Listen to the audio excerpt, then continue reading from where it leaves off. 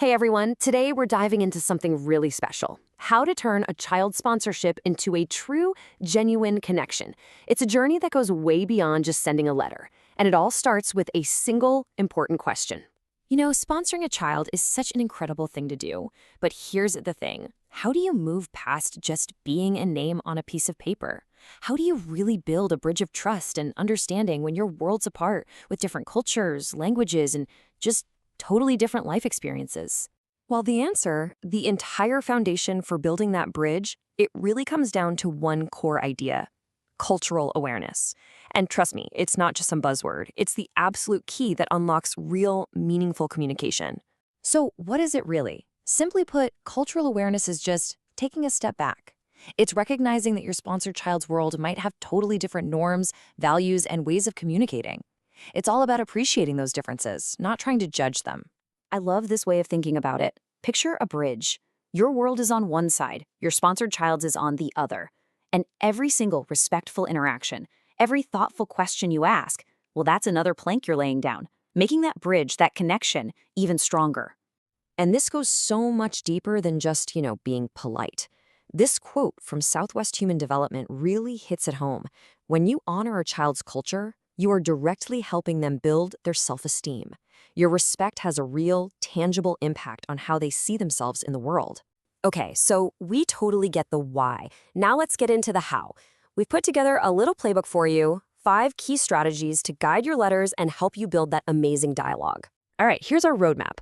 We're going to start with the absolute basics, simple language. Then we'll get into showing genuine interest, cover which topics are best to avoid, talk about sharing your own life carefully, and wrap up with the magic of personalizing your messages. Let's do this. First up, keep it simple. Seriously. You have to remember, your letter is probably going to be translated. All that cool slang or idioms we use, like saying you're crushing it, can get completely lost in translation and just cause confusion. So stick to short, clear sentences. And here's a pro tip. Instead of writing don't, write out do not. It might feel a little formal to you, but it makes sure your message gets there with all the warmth you intended. And hey, don't just take our word for it. As Child Fund points out here, simple words aren't just for the translators. They make it easier for the child to really appreciate what you're saying. The goal is connection, right? Not confusion. Okay, on to our second tip, and this one is a big one.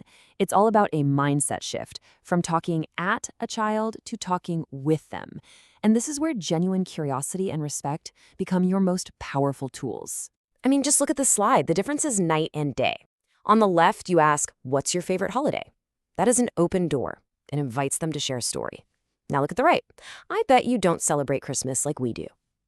That's a closed door. It's an assumption. It puts up a wall. One builds connection, the other creates distance. It's that simple. Now, you might be nervous about asking questions, right? What if you say the wrong thing? But don't be afraid. As cultural expert Jane Fuller says, most people are happy to share. The key is just humility. If you make a mistake, apologize and ask for guidance. It just shows you're there to learn, not to judge. Tip number 3 is just as important. It's about knowing the no-go zones. You want to steer clear of things like politics, really deep religious questions, or local conflicts. These topics can be really uncomfortable, and they could even put the child and their family in a difficult spot. The whole point here is to create a safe, positive, and uplifting space for you two to connect. So what about your life? Can you share things about yourself? Absolutely, you totally should. But the key is to do it carefully. You want to tell stories that build common ground, not stories that accidentally highlight big economic differences or make it seem like your way of life is the right way. This table just breaks it down perfectly. Look at the left side. The sharing is an invitation. I'm learning guitar, and it's hard. Do you have any hobbies? That opens up a whole conversation. Now, the right side, that's more of a declaration. Music lessons are important. That kind of feels like a lecture, right? So always try to frame your stories as an invitation for them to share back. And that brings us to our 5th and honestly, maybe the most crucial tip of all: personalization. This is what takes a letter from being just generic to a message that truly says, I see you, I hear you, and you matter to me. So, how do you actually do this? It's so much simpler than you think. Did they mention they were nervous about a test? In your next letter, ask how it went. Did they talk about a new friend? Ask what they like to do together. When you remember and reference those little details from their life, you prove you're not just a sponsor. You're a friend, a real engaged, caring friend who is actually listening.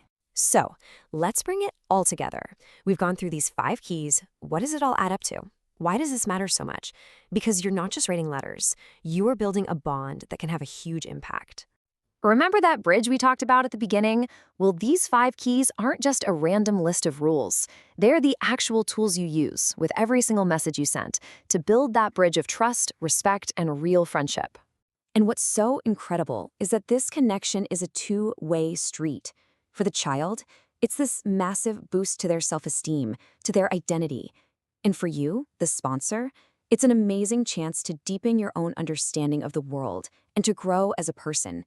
It is truly an enriching experience for both of you. So, just remember, your next letter, your next message, it's a new opportunity. It's a chance to add one more strong plank to that bridge. The only question left is, what will you say?